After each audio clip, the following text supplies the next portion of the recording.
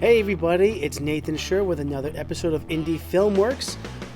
This episode, I'm going to be catching everybody up to date on casting for hire methods, but also give you some information about how we are approaching the casting process. This has been an interesting 4 days for me since we put up the casting call for hire methods.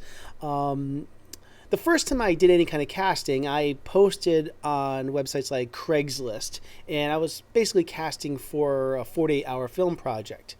And we got maybe a dozen responses to that. And the great thing is, some of those people that respond to that, oh my God, 8 years ago now, I'm still very good friends with and still show up in some of my films. But over the years, the casting has become a little bit more sophisticated. And in the recent past, I've done similar types of casting on Craigslist, but I incorporate a lot of social media marketing for it as well, posting on my wall and on other casting Facebook groups. And some of the ones that I've used for this one are the Rhodywood Facebook groups for Rhode Island and Massachusetts.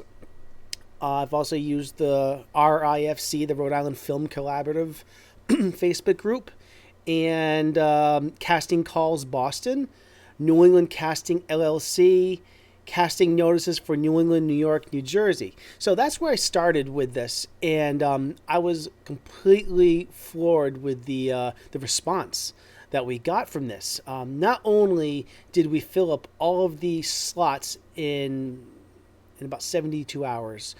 I've been inundated with more headshots, resumes, and reels than I can possibly watch, which really makes me think about the future, how I might do this differently. As submissions were coming in, I just naturally asked them, what spot would you like at our casting call? And we had a block at 11 a.m., 12 p.m., 1 p.m., 2 p.m., and 3 p.m.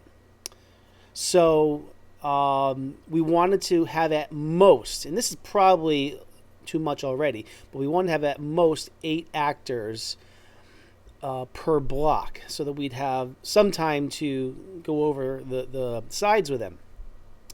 Well, the response was so overwhelming that we added a 10 a.m.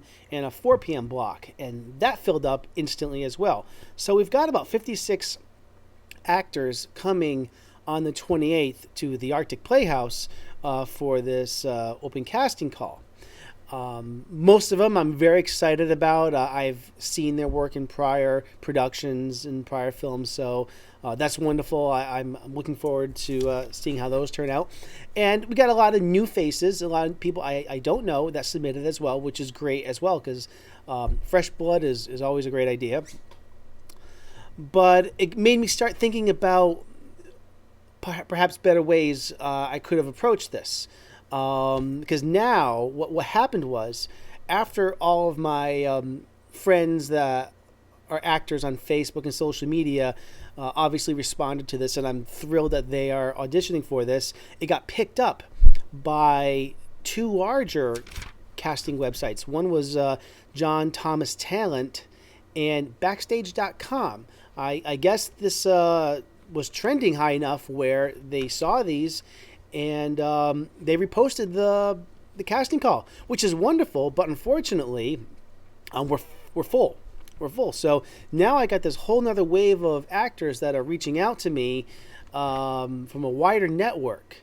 And I guess in hindsight, I maybe wish I was a little bit more had a different filter set up for how I was going to schedule actors to audition. So that's something to keep in mind when you are posting a casting call, that maybe the best thing to do isn't to just, put it out there and everybody that contacts you, sure, you got a spot, show up at this time, which there's nothing necessarily wrong with that.